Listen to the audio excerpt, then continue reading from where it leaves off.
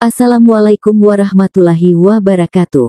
Selamat datang di channel As by Story. Jangan lupa like, komen dan subscribe serta aktifkan lonceng notifikasi agar tidak ketinggalan cerita menarik lainnya. Sekarang mari kita mulai ceritanya. Gita.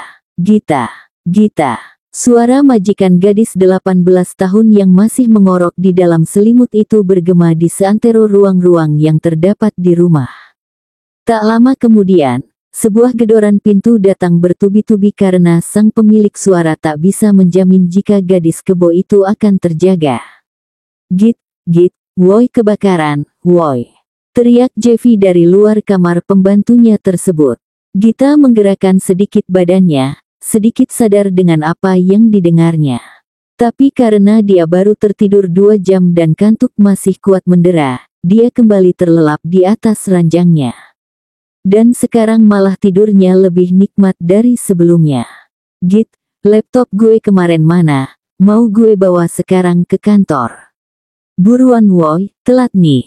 Gedoran pintu semakin memekakkan telinga, tapi tetap tak bisa membangunkan gadis remaja yang masih tidur di dalam sana. Andai tak ada pintu jati yang menghalangi Jeffy dengan orang yang dia cari, sudah pasti telah ditariknya gadis itu sampai terjungkal ke lantai. Sialan, tinggal 30 menit lagi presentasi dimulai. Sekarang ada perasaan menyesal buat pria bertusido biru pekat itu karena menyogok Gita tadi malam dengan laptop kepunyaannya untuk nonton drama Korea. Tak ada cara lain, karena di dalam rumah sebesar ini hanya ada mereka berdua. Jeffy yang sudah berpenampilan rapi, sekarang terpaksa harus merangkap menjadi maling di rumahnya sendiri.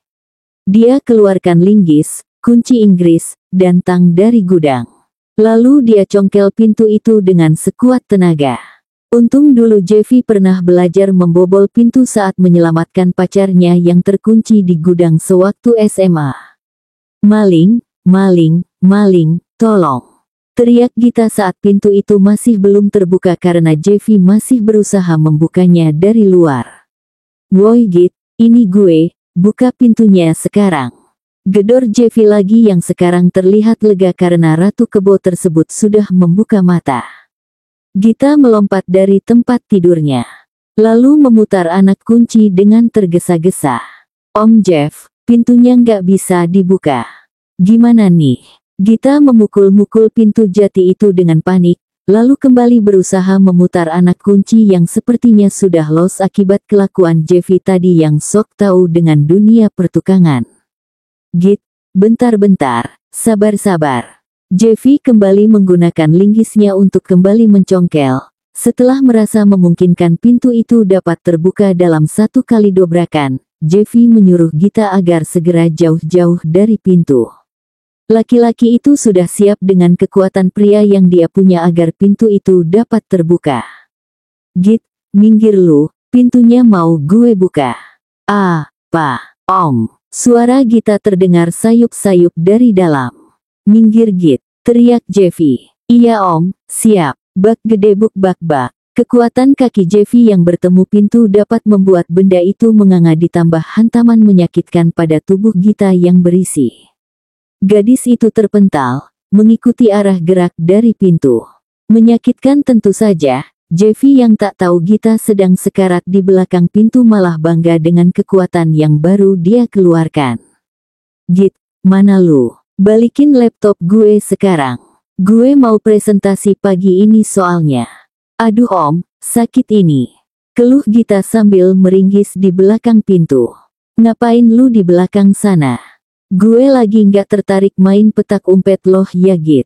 Kalau lu mau main itu mending ngajakin anak tetangga. Jeffy menarik kenop pintu lalu menemukan Gita di baliknya.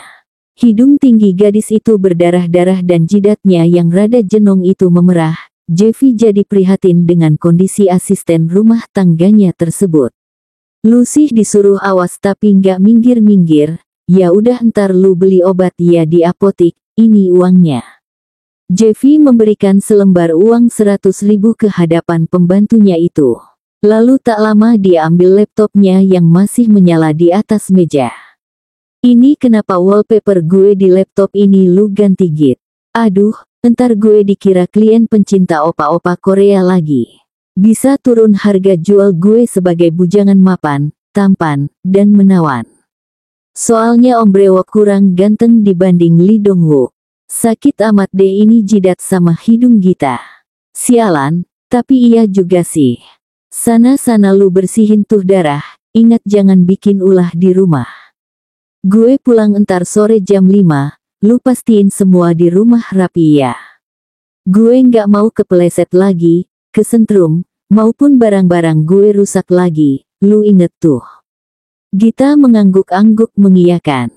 Jeffy lalu pergi ke kantor dan Gita sekarang ke kamar mandi untuk membersihkan hidungnya yang berdarah.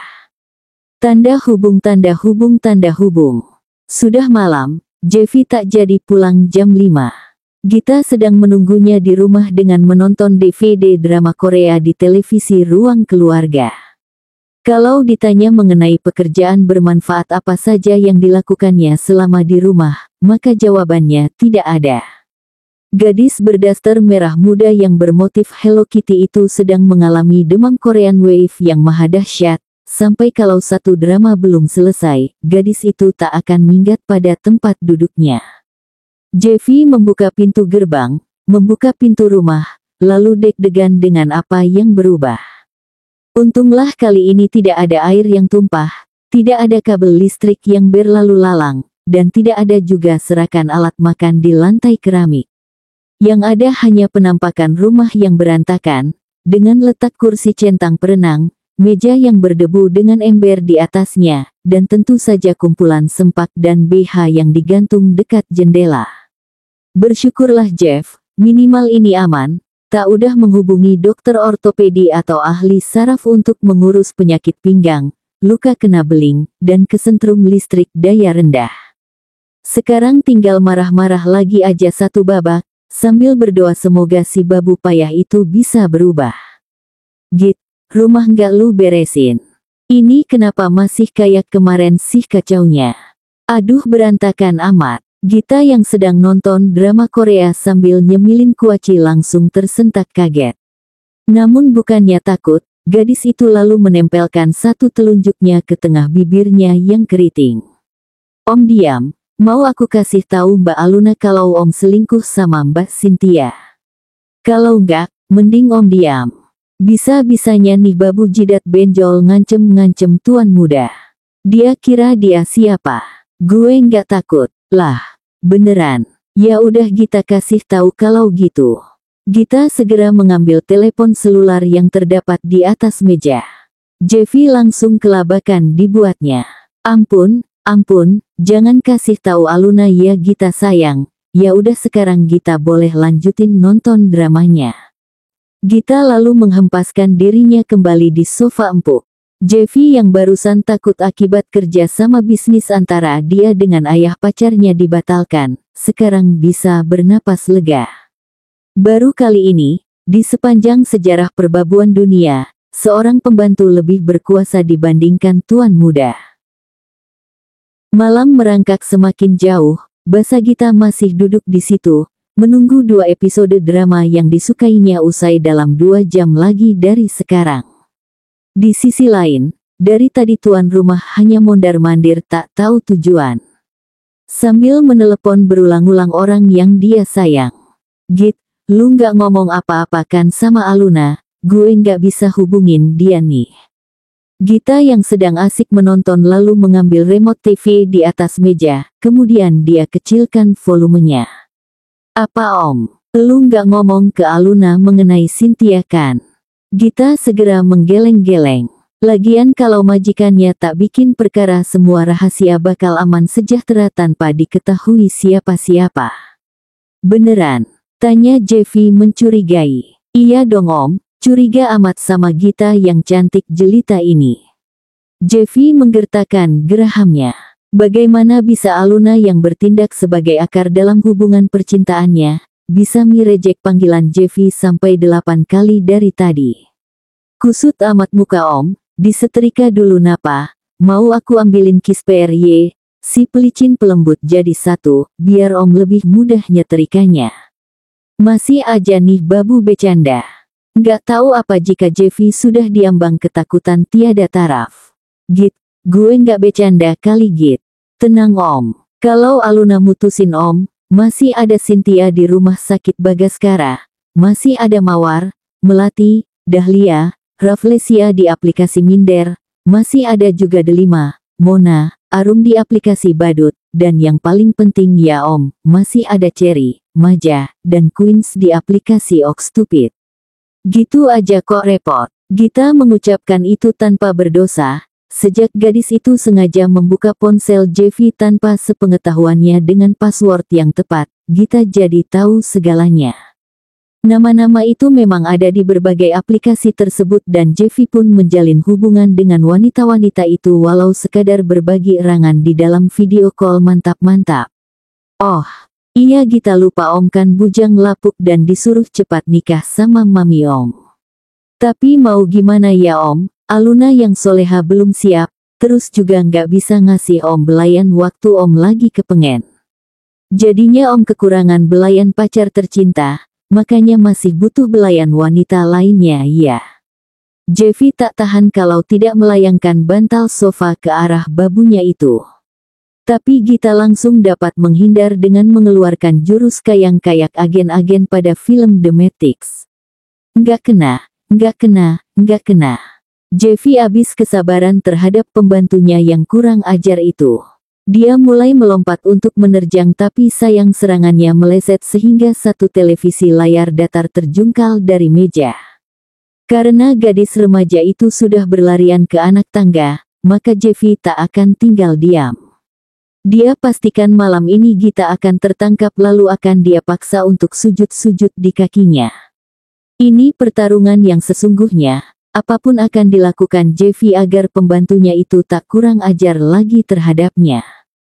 Sekarang, Gita sudah mencapai setengah dari total keseluruhan anak tangga, sedangkan Jeffy masih tertinggal di bawah sana.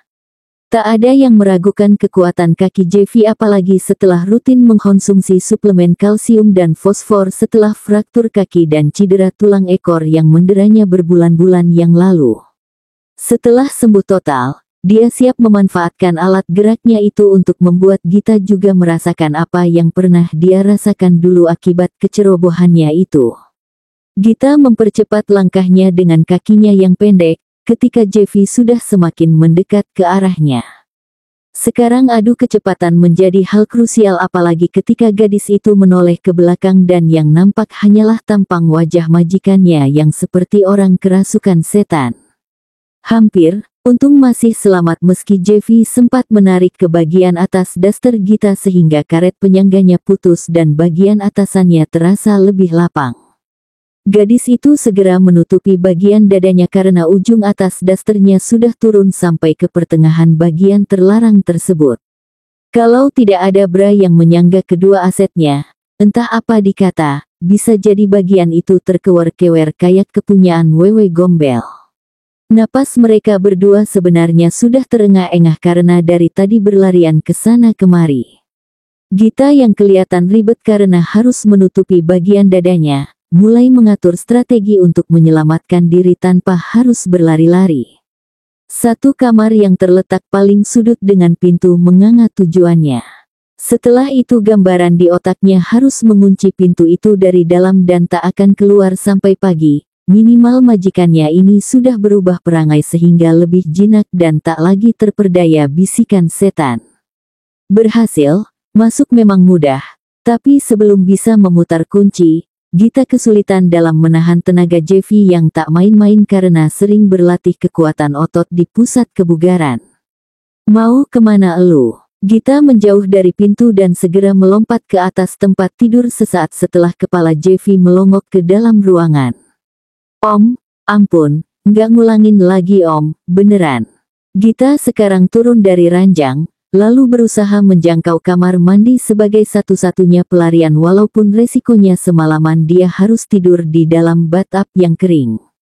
Jeffy kali ini tak akan kehabisan akal, sudah kapok dirinya dipermainkan oleh babu ingusan yang selalu membuat kesalahan berulang-ulang. Nggak ada, sini kepala lu, sesekali jidat benjol lu itu harus merasakan rasanya ditampol. Tubuh Jeffy semakin mendekat ke badan Gita yang gemetaran. 4 meter lagi kamar mandi, tipu dia, dorong bahunya lalu lari secepatnya, dan langsung kunci diri di kamar mandi sampai besok pagi, semangat. Batin Gita menyemangati. Om, ada Mbak Aluna tuh Om. Teriak Gita memberikan tipuan. Jeffy mengangkat sudut bibirnya dan kali ini dia tak akan terkecoh dengan apapun akal bulus dari Gita untuk mengalihkan perhatiannya. Sekarang, tubuh atletis nan berotot itu semakin mendekati tubuh Gita yang menurutnya sekarang terlihat menarik, apalagi ada bagian yang kurang tertutupi sempurna oleh daster itu. Git, boleh gue gigit nggak? Jeffy membisik yang langsung membuat rasa ingin tahu Gita menjadi terusik. Apa Om? Mereka kini saling bertatap-tatapan. Jeffy memandangi mata Gita lalu segera mengalihkan tatapannya ke dada Gita yang sekarang menyembulkan pakaian dalam yang berwarna merah muda. Sialan, Om brewokan ini otaknya kurang ajar juga rupanya. Apa sih Om? Minggir. Gita teriak nih. Ancam Gita dengan segera memperbaiki posisi dasternya kembali. Teriak aja, syukur ada yang dengar. Rumah sebesar ini hanya ada kita berdua loh Git. Gadis remaja itu semakin tercekat apalagi mata Jeffy yang dalam sudah memandang bagian terlarangnya itu dengan penuh nafsu. Om, jauh-jauh Om. Gita nggak mau, Gita bukan pacar Om atau selingkuhan Om. Gita mulai mendorong tubuh majikannya itu dengan sekuat yang dia bisa. Tapi percuma, Jeffy menahannya dengan tenaga pria yang dimilikinya. Pria itu sepertinya sedang kebanyakan menelan pil biru sehingga menjadi bernafsu sampai tak peduli yang ingin dia setubuhi adalah pembantunya sendiri. Om, pergi. Gita nggak mau Om. Jeffy tak menyerah. Selama Gita berada di sini 4 bulan yang lalu, memang laki-laki itu selalu tertarik dengan wajah maupun tubuh Gita yang hampir sama persis dengan cinta pertamanya. Iya, cinta pertama tuan muda rumah ini adalah ibu Gita sendiri yang sudah merawat Jeffy dari berumur 3. Sehingga apapun yang Gita lakukan selama di rumah ini, baik atau buruk, tetap Jeffy merasa bernostalgia dengan masa lalunya berpuluh-puluh tahun yang lalu. Lu dikasih makan apa sih sama Mbak Sumi, sampai cantik segininya? Bahkan lebih cantik dibanding dia. Pertanyaan itu tak harus Gita jawab, karena bujang lapuk itu sekarang sudah mengalihkan posisi rambutnya yang menutupi sebagian lehernya yang jenjang. Jeffy mencium aromanya, lalu menempelkan jambangnya di situ, sehingga Gita kegelian dibuatnya. Om, geli, jauh-jauh sana. Gita lagi-lagi mendorong Jeffy dengan sekuat tenaganya. Jeffy memang sedikit beralih posisi ke belakang, tapi itu tak akan menyurutkannya untuk melanjutkan niatnya. Jeff, entah apa kali ini yang merasukimu. Ingat, babu itu terlalu muda untuk kau nodai. Babu itu benar-benar tak akan bisa melarikan diri kali ini. Tangan Jeffy yang bagai kurungan besi sudah menghadang Gita yang kini pandangannya bergerak ke sana kemari. Gadis itu ogah ditatap penuh nafsu oleh om-om jelmaan genderuwo itu karena banyak bagian tubuhnya ditumbuhi bulu. Git, lu mau gue kasih satu rahasia enggak? Sana Om, minggir. Gita mencoba kembali lepas, tapi Jeffy kembali menghempaskan tubuh Gita ke dinding. Sekarang malah tangan gadis itu dinaikkan dua-duanya untuk dicengkram kuat-kuat olehnya. Sepasang bagian yang menonjol dan kelihatan masih ranum itu semakin dapat dipandangi Jeffy dengan leluasa. Minggir Om. Gita benar-benar ketakutan. Dia tak mau kesucian yang telah dia jaga sampai 18 tahun ini dinodai oleh om-om otak kotor yang sekarang sedang membatasi gerakannya ini. Cinta pertama gue adalah Mbak Sumi, ibu lu sendiri. Dia adalah wanita yang mematahkan hati gue pertama kali karena dia akhirnya memutuskan untuk menikah di umur 31 tahun dan meninggalkan keluarga kita setelah 14 tahun bekerja. Om gila ini untuk apa dia bikin pengakuan seperti itu? Dasar tak berguna. Gita nggak percaya, lagian buat apa Om bikin pengakuan kayak gitu? Nggak ada gunanya. Sekarang gue baru mikir ada gunanya Git, minimal mimpi basah gue yang pertama kalinya dulu tentang berhubungan badan dengan dia bisa gue bawa ke dunia nyata berkat adanya lu. Kurang ajar sekali om-om brewokan ini. Gita tak akan biarkan ibunya maupun dirinya dilecehkan begitu saja. Om itu kelainan tahu nggak, Gita masih kecil om. Emang ada batasan umur untuk berhubungan badan dengan seorang wanita, apalagi anak itu tidak lagi berada di bawah umur, lu 6 bulan lalu sudah 18 tahun kan. Bahkan 6 bulan lagi sebenarnya sudah legal buat lu menikah. Lu udah dewasa Gita. Gita semakin ketakutan karena majikannya ini pembicaranya semakin menjurus. Tapi bagaimanapun itu, Gita tak rela kesuciannya terenggut oleh pria yang jarak umurnya 20 tahun dan tak dicintainya itu. Bibir Jeffy sudah mencari bibir Gita yang selalu menghindar untuk didekap. Gadis itu meronta-ronta agar malam ini dia tak ternoda akibat kepasrahannya terhadap kelakuan majikannya. Pacar pertama saja belum punya, bagaimana bisa seorang om-om tak beretika menyetubuhinya secara tak bertanggung jawab. Om, minggir. Kalau om gak minggir Gita laporin semua dosa om ke Mbak Aluna. Termasuk akan menodai Gita, minggir. Gita berteriak hebat. Dia kerahkan semua tenaganya untuk membuat Jeffy sadar jika semua yang dilakukannya salah adanya. Berani ngancem gue lu. Jangankan mengancam om, bikin om masuk penjara aja Gita berani. Minggir. Jeffy melemparkan Gita ke atas ranjang. Wanita itu kini kelabakan dibuatnya, karena dengan secepat kilat majikannya itu sudah berada di atasnya untuk mengendalikan geraknya yang meronta-ronta. Om, Gita nggak kal maaf, om, nggak kan.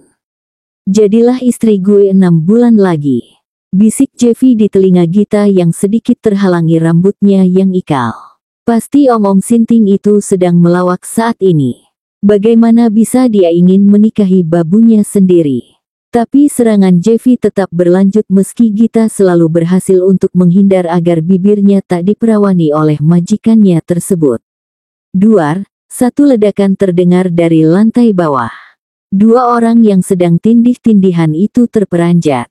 Apa mungkin ini adalah serangan bom bunuh diri salah alamat? Apaan tuh? Jeratan Jeffy ke tangan Gita mulai melemah.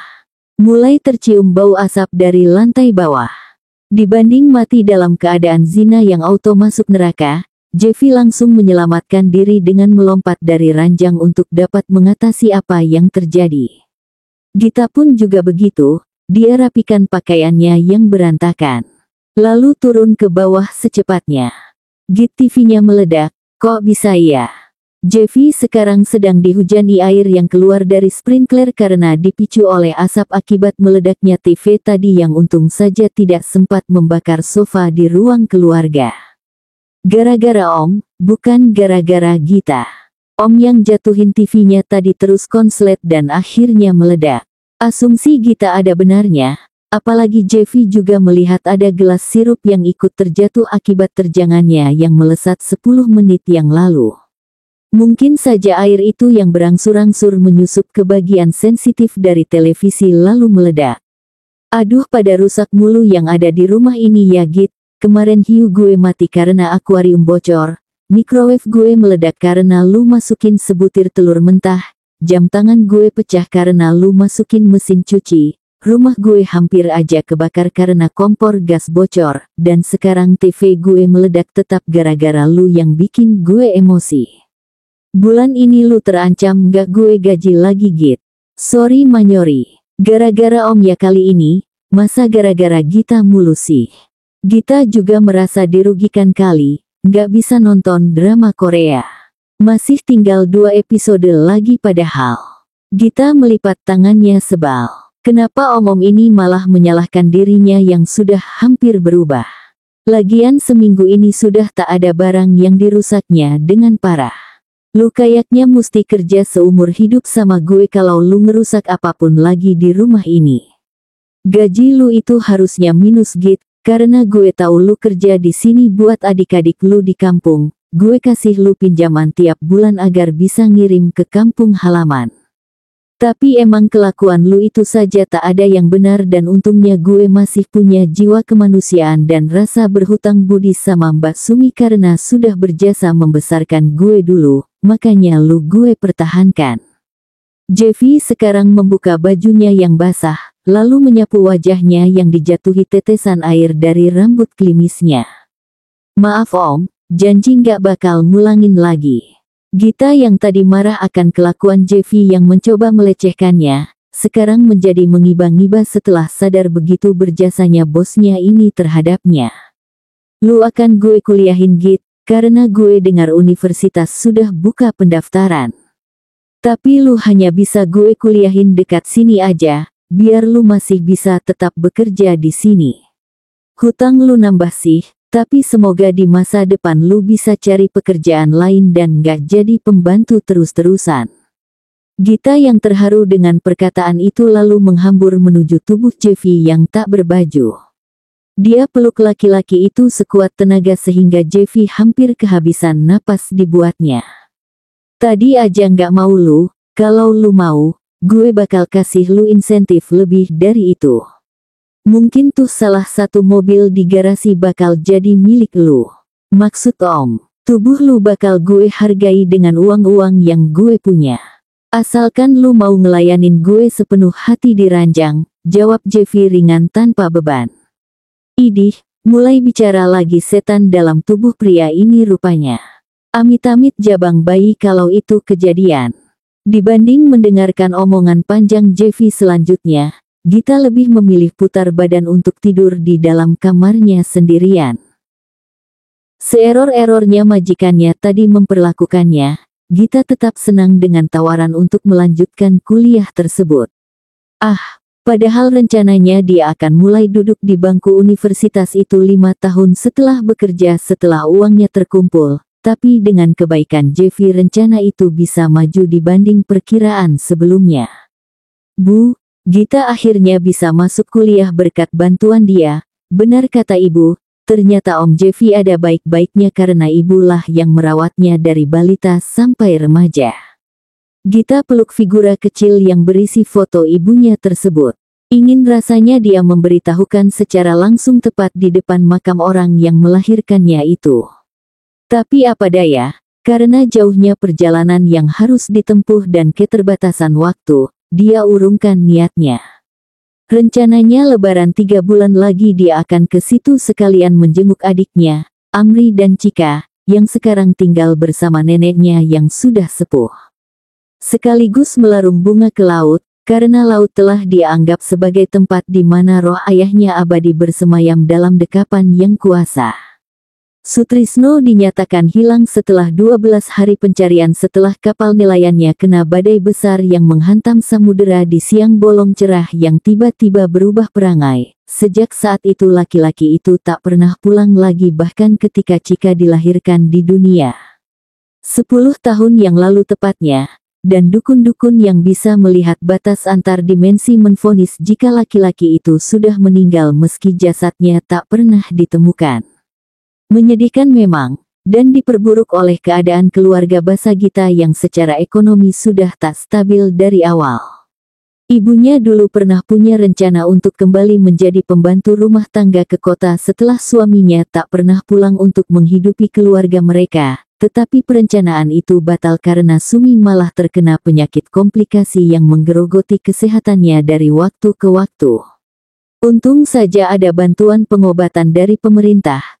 Tapi tetap saja untuk makan sehari-hari beserta biaya sekolah anak-anak, Sumi harus rela menjual beberapa petak tanah, rumah, dan tentunya Gita dan Amri harus berjualan beberapa makanan titipan dari tetangga ke sekolah. Gita turun dari ranjangnya, lalu mengeluarkan berkas-berkas yang dibutuhkannya untuk mendaftar ke universitas. Meski nilainya termasuk rata-rata, tapi dia tetap tak sabar untuk kembali belajar dan menjalin pertemanan dengan remaja lainnya. Disusunnya kertas-kertas itu ke dalam map terpisah. Jika majikannya itu sudah menyuruhnya untuk mendaftar, maka akan tinggal disodorkan ke pihak universitas.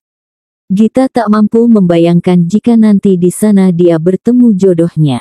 Mana tahu, Lagian ada benarnya juga kata Jeffy tadi, jika Gita sudah melewati batas anak di bawah umur menurut undang-undang dan beberapa bulan lagi sebenarnya sudah legal untuk menikah.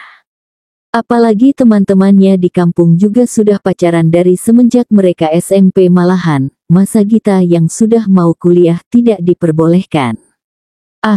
Nggak sabar bertemu dengan Jungkook, Lee Min Ho, atau Kim Bum versi Indonesia di universitasnya nanti. Apalagi di tempat Gita tinggal banyak sekali keturunan Chinese yang wajahnya rada mirip opa-opa Korea. Ya, satu lagi. Dia langsung membayangkan bagaimana ciuman perdananya dengan pacar pertamanya nanti. Apalagi dia berharap ciuman tersebut terjadi di bawah sorot lampu taman saat mengantarkannya pulang ke rumah. Pasti romantis sekali. Mengingat-ingat itu, membuat Gita susah tertidur. Tapi dia bertekad dalam hati, akan segera berbenah, dan tak akan membuat ulah lagi di rumah majikannya ini. Biar Jeffy tak berubah pemikiran untuk menyekolahkannya sampai jenjang universitas. Gita setel alarm jam 5 pagi, pokoknya sebelum Jeffy bangun besok pagi, semua dalam rumah akan bersih, rapi, dan wangi kayak slogan laundry. Git, ini gimana gue bisa turun nih? Basah semua gila. Lu kira rumah gue sawah kali sampai ke genang air di mana-mana. Gita. Tepat jam 7 pagi Jeffy sudah berteriak-teriak kepada pembantunya itu karena dia tak berani turun tangga sebab banyaknya air yang tergenang di sana. Ogah baginya untuk kembali pakai krauk kemana-mana. Cukup sekali saja dia mengalami itu, meski dokter yang akan menanganinya nanti adalah Cynthia, selingkuhannya sendiri. Iya om, Gita lagi ambil kain lap. Gita lagi berteriak dari arah kamar mandi di belakang tangga. Lalu gadis itu tergopoh-gopoh mengelap air yang tersisa di lantai dengan posisi menungging dan kedua tangannya memegang kain itu dengan erat dan membawanya kian kemari beserta ember di sampingnya.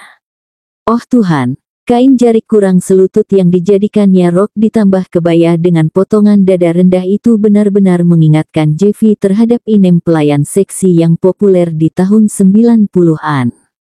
Kulit Gita yang putih bersih, dadanya yang sintal, lekuk pinggangnya yang menonjol karena mempunyai bokong yang besar, benar-benar sangat indah untuk dilihat apalagi jika dia punya kesempatan untuk menggigitnya atau sekadar meletakkan bagian sensitifnya di daerah sana. Tak sampai di situ saja, sifat Gita yang polos dan tak tahu jika ada buaya lapar sedang ileran menunggu dagingnya untuk melahap kejantanannya. Sungguh menambah kesan seksi seperti karakter wanita lugu yang biasanya muncul di film panas asal negeri Sakura.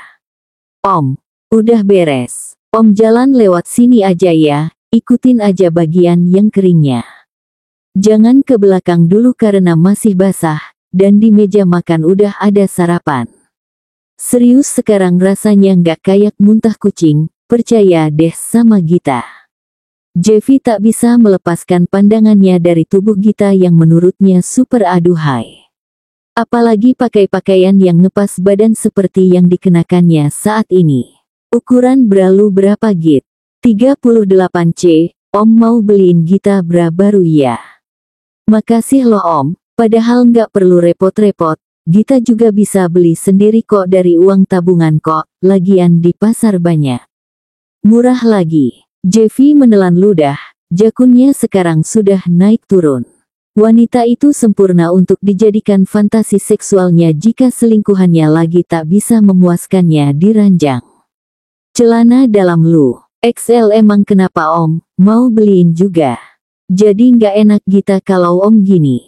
Padahal nggak usah repot-repot, hehe. Jeffy akhirnya menuruni dua sisa anak tangga dari tempat dia menunggu pembantunya tadi. Gita tetap berdiri memastikan majikannya itu tak terpeleset seperti sebelumnya. Lalu mengikutinya sampai di meja makan, dan setelah dipastikan laki-laki itu duduk dengan aman, baru Gita meletakkan nasi goreng ke piring untuk dinikmati majikannya. Om, makan ya, insya Allah ini bisa dimakan, soalnya Gita pernah bikin ini selama di kampung dan rasanya baik-baik aja. Sekarang giliran Jeffy yang ragu memasukkan masakan itu ke mulut. Takut entar nyawanya diambang maut, Kayak yang dulu-dulu pernah keracunan karena makanan pembantunya ini terkontaminasi bakteri berbahaya. Semua bahan udah lu cuci kan? Udah lu pastikan mateng juga kan? Dan waktu lu nyuci piring gak ada sabun yang tersisakan?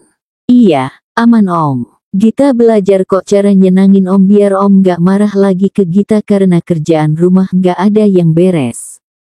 Jeffy mengunyah makanan pembantunya itu dengan trauma yang mendalam. Pelan-pelan, sejauh ini tak ada yang salah, tapi tunggu, Crash, seperti ada yang berdarah di mulutnya. Dan benar, rasa makanan itu berubah jadi asin seketika itu juga. Git, lu kira gue kuda lumping sampai bisa makan beling kayak gini? Gila kali lu ya, mau membunuh gue dengan sengaja lu. Ini apaan nih? Jeffy mengeluarkan satu pecahan kaca dari mulutnya diikuti dengan memuntahkan apapun yang barusan dikunyahnya. Gita segera mengambil tisu dari meja untuk membantu Jeffy membersihkan mulutnya. Gadis itu sebenarnya sedih, karena niatnya menyenangkan majikannya tak berjalan lancar. Maaf om, sesal Gita dengan wajah yang hampir menangis. Kan udah gue bilang, jangan sok-sokan tampil sebelum belajar dari kesalahan. Itu beling asalnya dari mana coba? Tadi piring buat letakin nasi goreng yang baru keluar dari kuali pecah karena kepanasan. Jadinya waktu Gita pindahin ke piring besar ini, tak sengaja belingnya keangkut. Jeffy geleng-geleng kepala melihat kecerobohan pembantunya ini. Selalu saja begitu berulang-ulang. Git, apa sih di dunia ini bisa lu lakuin dengan benar, salah mulu perasaan. Ya Tuhan, demi apapun, kualitas pelayanan lu beda banget sama Mbak Sumi. Gue mandi dulu kalau gini. Gita menekukkan wajahnya itu. Jeffy sudah berjalan menuju tangga. Tapi dengan jalur berbeda. Om awas om, masih basah. Ah, terlambat, majikannya itu sudah terjengkang. Yah. Dokter ortopedi lagi, dokter ortopedi lagi. Bersambung.